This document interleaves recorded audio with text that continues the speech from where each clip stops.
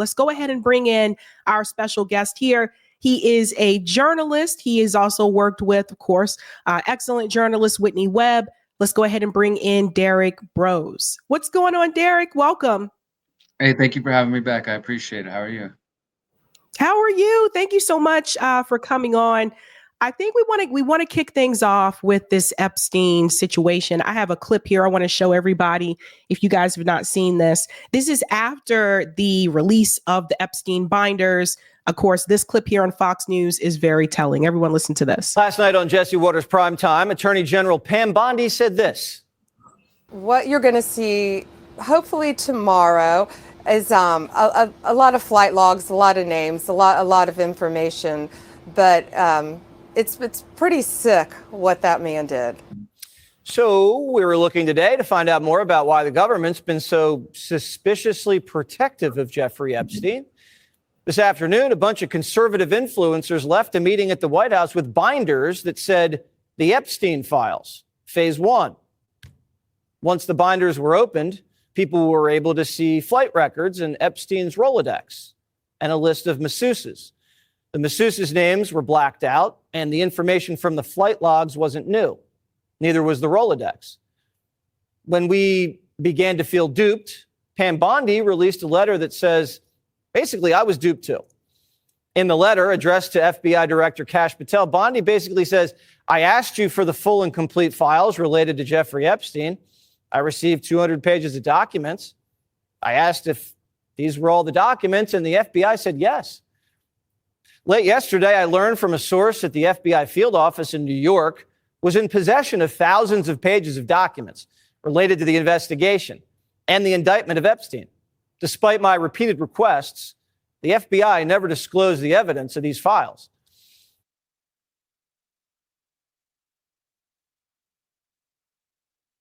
Oh, sorry, I was muted. I'm sure you're very familiar with this, Derrick, but I just want to bring you in here because I think when some people, I noticed this on social media, they really thought that they were going to see something that they haven't seen before that wasn't already public information.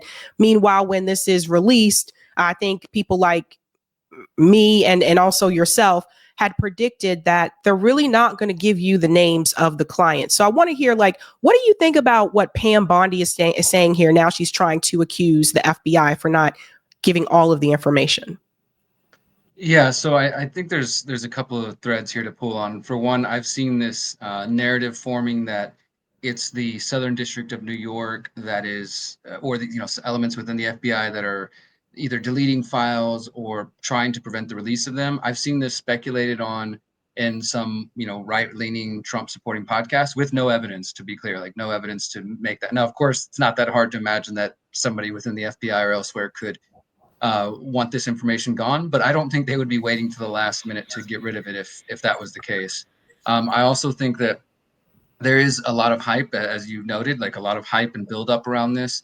I find it highly suspicious and telling that the binders that were first given to the people before they were the information was even posted on the AG's website was to these right-wing influencers, some who are ex-intelligence, allegedly ex, and also Zionists. And if you understand the research behind the Epstein network, going to Les Wexner, going to the mega group, there's a huge Israeli Zionist connection there, and most of us believe that Epstein was likely working for the Mossad and maybe the CIA as well, but that there's definitely some Israel connections in there. So I find that kind of telling that the first people they gave them to were people who maybe could help craft the narrative. Thankfully, most people have seen this for what it is, that it's a nothing burger, there's nothing new. In fact, I was posting after it started to come out that this is all stuff you can find. I mean, obviously our mutual friend and colleague, Whitney Webb, she's got a whole book on this, but I did a documentary back in 2018, so almost 7 years ago, called Bringing Down Jeffrey Epstein. And this was September 2018. I actually went to Epstein's Palm Beach house and filmed a scene outside of his house. This was because I'd been following the case since 2016, looking at the original arrest in 2005. And much of the stuff that people are kind of bringing up today, you can find in my documentary from 2018. I mean, there's bits and pieces of details here and there, some new names, but there's no smoking gun. There's no big bombshells. There's no new names to point to. I mean, if anything, there might be some things that are inconvenient. For example, they did post the We've already had Epstein's own black book for years. That's in my documentary from 2018. And by the way, there was 16 numbers of Donald Trump inside Epstein's black book. But we hadn't had Ghislaine Maxwell's own black book, and that was released through this. And again, some of the stuff they're releasing is redacted, but it's actually already in the public record, unredacted. So that's what I thought was kind of weird as well, is they're redacting certain things that we can find elsewhere. But I did find it interesting that Trump is also listed with quite a few numbers. They're all redacted, of course, in Maxwell's black book as well. But other than that, there really isn't anything new. They're claiming this is just phase one, so we'll see, but I'm not holding my breath. Right, because I think that people need to look at who they really want to protect here. Anthony said Rickroll, like they Rickrolled people, but I think people need to look at like who are they really trying to protect. And I want to get into a little bit more about who Jeffrey Epstein actually was. And I know, Whitney Webb has talked about this before, that obviously he connected to the Mossad there. There has been a lot of, I would say, pushback against people like Alan Dershowitz, who was Epstein's lawyer, for defending him, and still to this day continuing to defend Jeffrey Epstein. But Alan Dershowitz was also on that island. And I want to get like more perspective about who do you feel Jeffrey Epstein really was, and why was he doing what he was doing? Yeah, so there's some different theories, I'll say, on who exactly was working, like I alluded to earlier. There's clearly Mossad connections. There's clearly some connections to intelligence. Even during the first Trump administration, whenever Trump's, I think he was the labor secretary at the time, Alex Acosta, he was questioned during his confirmation hearing because he was actually originally involved in Florida, involved in the original sweetheart deal for Jeffrey Epstein. So, when you talk about Trump and Epstein's relationship, I find that telling that the lawyer who helped craft Epstein's sweetheart deal back in the 2005, 2007 during his first arrest, he gets appointed as Trump's labor secretary during his first administration. And during his confirmation hearing, they asked him about this. And he admitted, he's like, I was told that he's intelligence and that, it's above my pay grade, basically. So these things have been acknowledged out in the open. And of course, the corporate media, they don't do any actual investigative work to dig further into those details.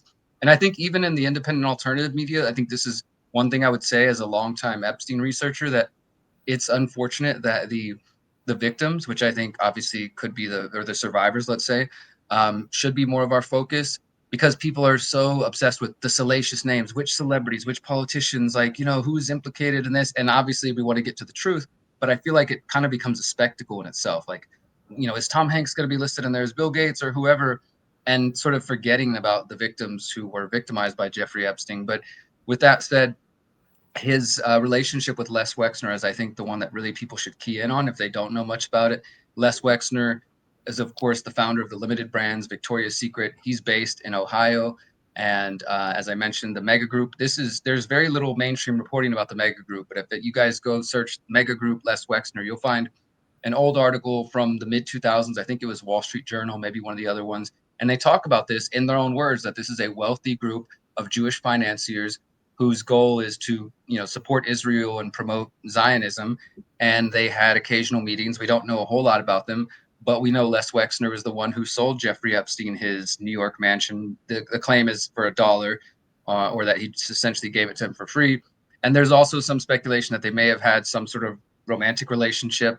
And Wexner, at one point, I think in the last couple of years, he had to apologize, like make some brief, like, oh, I didn't know anything about that, because he was handling Epstein's money. But then that's sort of just where it's left. Nobody has, in the mainstream especially, has dug in further and gone to, question Wexner about this or interview him about this. He's still largely based in Ohio. And as I've covered in some of my past reporting, there is some really interesting connections that go back to the mafia in Cleveland and in Ohio, and how some of that overlaps with this sort of Zionist support group that Wexner is connected to. There's a bunch of threads that Whitney has pulled on, a few of them, quite a few of them, obviously, but there's still so much about the story that we don't really know. And I think that's what's more important to me than just sort of what celebrities are listed in. Obviously, if somebody's listed in one of the trips to the island or as having received a massage, they should be questioned publicly. And I think that's the role of us as independent journalists, because the corporate media is not going to do it. But that doesn't automatically mean somebody was guilty of abusing a child. It doesn't really tell us much. It's like more, but it's just sort of breadcrumbs. And I think that's ultimately what we're witnessing, is a sort of limited hangout operation, give people more things to obsess about. Like, are we going to finally get this Epstein list? When my belief is that the files, the videos, and all the different documentation that was collected from Epstein's house back in the mid 2000s when his house was first raided, some of those clips you can find online, just very small clips of them walking through his house. But any other detailed files, video files of abuse, those are probably sitting in some safe in the Mossad or the CIA. I doubt they're just sitting there in a box waiting to be discovered at the FBI and that they're just going to be released in the Trump administration. My belief is those would have either been destroyed or protected at a very high level. And I also don't think we should assume that the manipulation, the blackmail that would come as a result of these sort of massage operations and abuse of children, that is likely still going on, that there are politicians and other famous people who probably have videos of themselves doing things that they don't want out, and they are still being used to serve whatever agendas of those who are in possession of them. That is very well said. And you mentioned Lex, and I want to bring up something else about him. And one of the documentaries that I saw, it also stated that some of the Victoria's Secret models had complained about Jeffrey Epstein as well. I don't know if everybody's aware of that, but there were complaints made about him back then. And they said that he made them feel very uncomfortable. There was another model back then that said that he, assaulted her. It wasn't the first. The Lex estate in Ohio, there was a younger girl who came forward, went to the police back then and complained that she was assaulted by Jeffrey Epstein in Ohio. So even before, he became more known in these prominent circles, there were complaints and reports about Jeffrey Epstein. So Absolutely. in the documentary I saw where Lex goes, "Well, I didn't know that was going on," they also interviewed the models who said, well, he did know what was going on because we complained to him. We told him what Jeffrey Epstein was doing. So just FYI for those who may not be aware. Could I add one point to that there on just the modeling? You bring up I'm glad you mentioned that. I kind of touched on Victoria's Secret, but for those who are not aware, Victoria's Secret fashion shows, runways, models, etc. I wrote an article a few years back for The Last American Vagabond called "The Fashion to Abuse Pipeline," something along those lines, because it's sort of a common way that these types of abusers will get in there. And obviously Les Wexner, sometimes Ghislaine Maxwell was representing herself as a modeling recruit. And obviously this is what they would tell some of the young girls. It's like, oh, well, we know all these famous people and Jeffrey has money and we can get you, modeling gigs and things of that sort. There's also another important component of this whole Epstein network. We've mentioned Jeffrey Epstein, of course, Ghislaine Maxwell. Her father, Robert Maxwell, was a British undercover agent and suspected of being a double agent with the Mossad, who died under mysterious circumstances.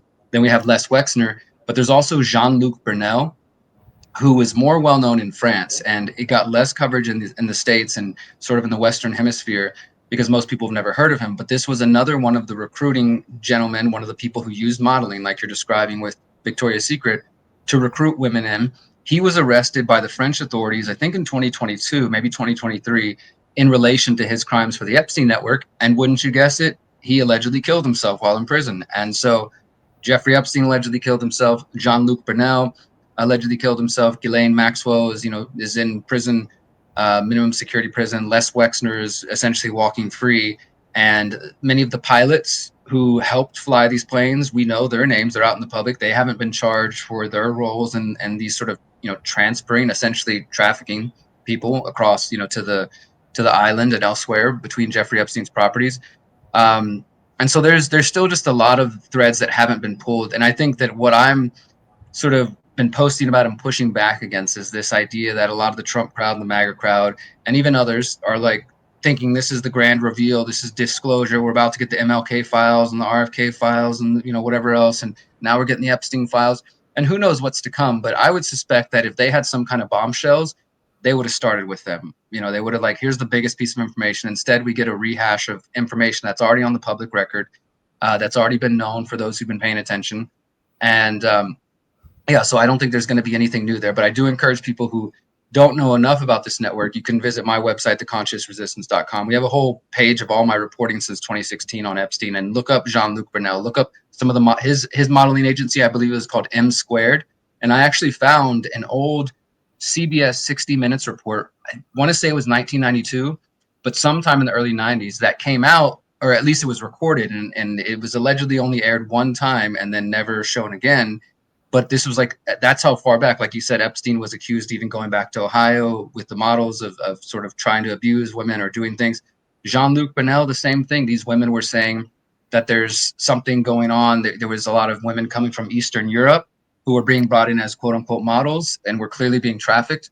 And I also think it's worth acknowledging that Trump had a modeling agency as well. He was ahead of like the Miss Universe pageant, I think it was, or Miss World or something back in the 90s. And there's stories that you can find, older articles that are getting harder and harder to find, that also some of those models would say things like Trump would just kind of walk in their changing rooms and while they're just, getting dressed, whatever, just different things. Again, not saying there's proof for sure of abuse there on Trump's part, but you see the same sort of like network of a modeling agency, association with Jeffrey Epstein.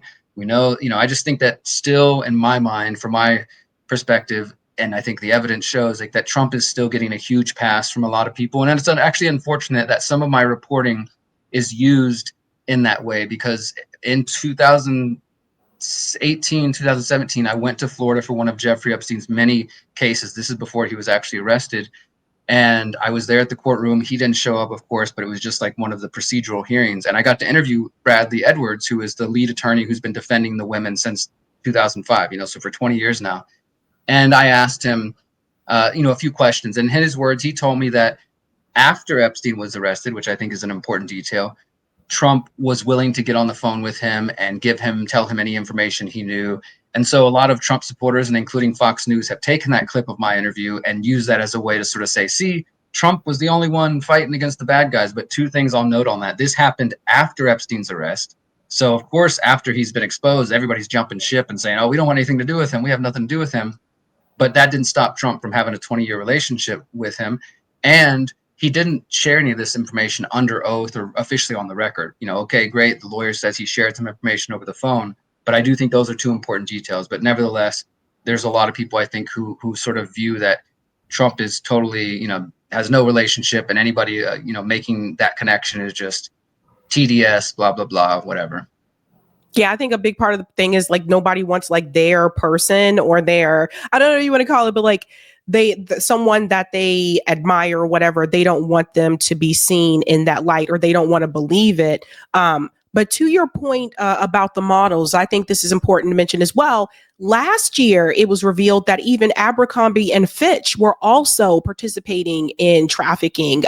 So this was another one, and it makes you wonder about like all of those modeling agencies. To your point, I guess I kind of wasn't surprised when the story came out with Abercrombie and Fitch, because there was a lot of criticism about the way they were choosing to use the models during the time when it was really popular, or during the height of its popularity. There was criticism during that time, but they were another one.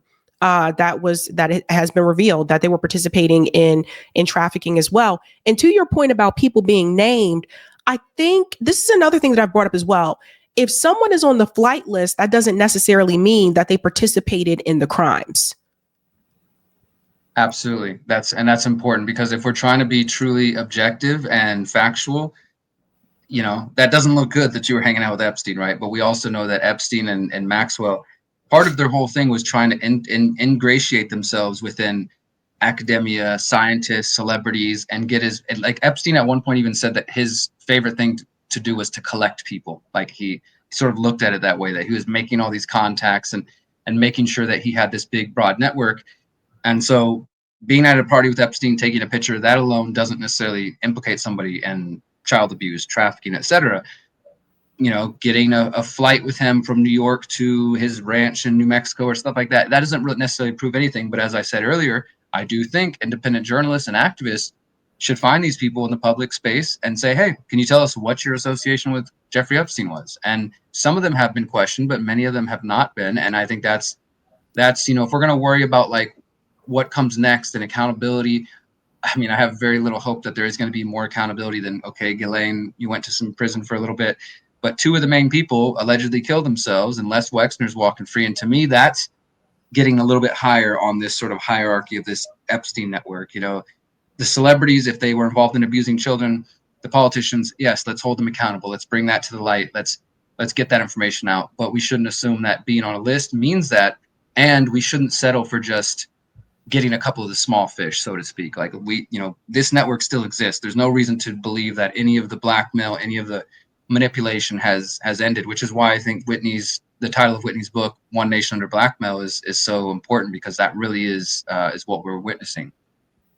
That's right. And you mentioned the academics. I think one that kind of like blew people's minds, I think it might have been 2 years ago, was Noam Chomsky. He was another one that met with Epstein after he was accused the first time.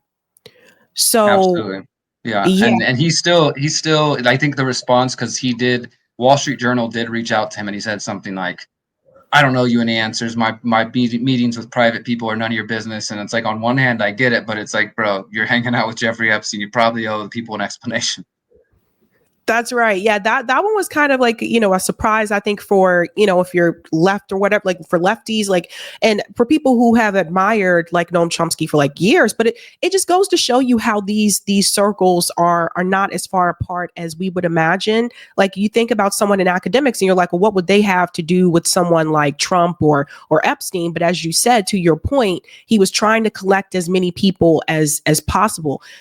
This whole point about blackmail, do you feel that the sole purpose of him doing what he was doing was to solely blackmail people? Or do you feel there was something else going on there as well? I think that the blackmail is clearly a central piece of that.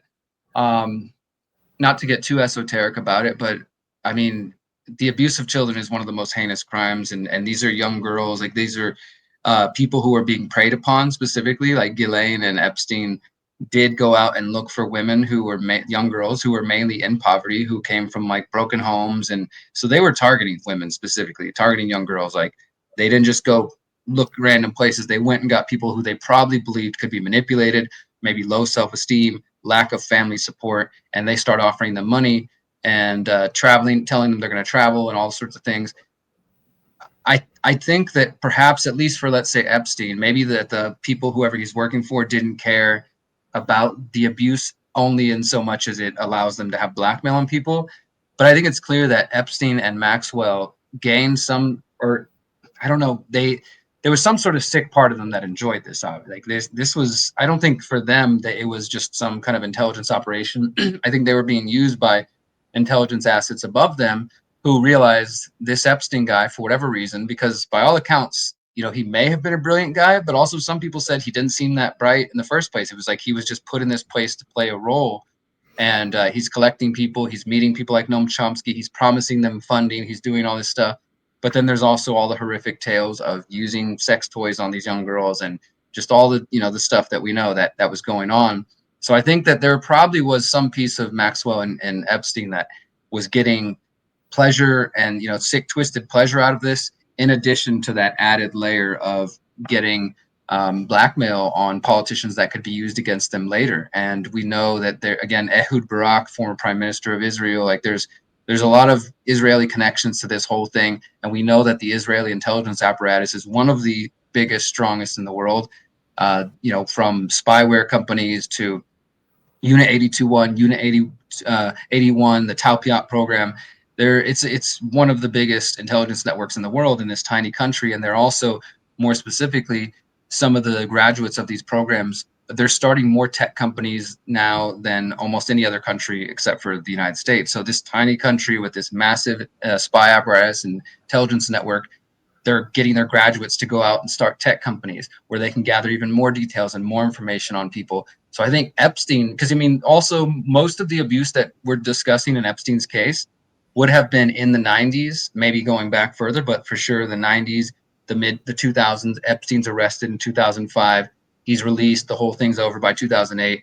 Then again, he's arrested in 2019. And we can assume that abuse continued in those 10 years. So this was taking place in the 1990s, the 2000s, going back a bit of a ways. So there likely were politicians in that time period. We look back at world events, and how many of those events may have been shaped by tapes that they have of people, involved with Epstein in some way, and that could have shaped various geopolitical events that we may or may never even really truly get the truth about. That's a really good point. And I want to know, what is the difference here, do you think, between that first arrest in 2005 and the one in 2019? Why is it that after that arrest in 2019, that's when they decided that, this is Epstein, you got to go? That's another great question. And it's also so many Trump supporters will try to use the fact that Trump was in office and say that's what changed. Well, what happened is Trump came into office and then, they went after him. But in fact, for those who understand the way the law works and the way investigations work, they don't just pop up overnight. These are like ongoing investigations that take months and in many cases years, including with Jeffrey Epstein. The people that I would credit for the second arrest would be Bradley Edwards, the attorney who was fighting for the victims for the last 20 years, but also, of course, the victims, the survivors themselves, that they chose to not shut up. Like Virginia Roberts and others, and who have kind of come and gone. Some have chosen to stay private and be anonymous. But if they had given up after 2005 and watching the sweetheart deal and all the stuff that happened back in Florida, a bunch of politicians working together, lawyers working together, we have emails from that time. Again, this is in my documentary from 2018, so this has been out for a while. It's just the public doesn't really know. They show that there was this totally fabricated deal in order to give Epstein very minimal time at jail. He basically just had to spend the night at the county jail. He still got to go back to his house and still received appointments at the time, still received quote unquote massages. So the abuse was probably still ongoing while he was serving out his quote unquote jail sentence. And they allowed him to have his own private security and on and on and on. So I think that what happened was that the victims chose not to shut up. They had an attorney who continued to fight for them, and that continued over and over through the years. I mean, this guy has been pretty relentless, and I think he's still involved with helping some of the victims, because actually folks might not realize, but there's still cases going on related to Epstein. Actually, a case against Jay Staley, I believe is his last name. He's one of the executives at JP Morgan. We know that JP Morgan was helping Epstein launder his money through their banks. So there's still potentially details like that might come out. But yeah, I think that's the major change, because what people will point to, Trump supporters will say is, well, Trump passed an executive order, I think in 2019 during his first term, which is true. He did pass an executive order related to human trafficking and was trying to allocate more resources to that. Great. But there's no evidence, no indication, no attorney involved in the pursuit of Epstein has ever said, thank you, President Trump, because without your support, this wouldn't have happened. Trump himself has never claimed responsibility for playing a role in the arrest of Epstein. So I think just to kind of debunk that idea that it wouldn't have happened if Trump hadn't come into office. In fact, these investigations were going on for quite some time. Like I mentioned, I went to a court case in 2017. These cases were ongoing in the background. It's just the average person wasn't paying attention. Then one day, Jeffrey Epstein's arrested. And so everybody thinks it just kind of popped up out of nowhere. And like Trump sent the feds to go get him. This was the result of a long line of investigative procedure. All right. Well, Derrick, thank you so much for your time. Can you tell everybody where they can follow you to find your work?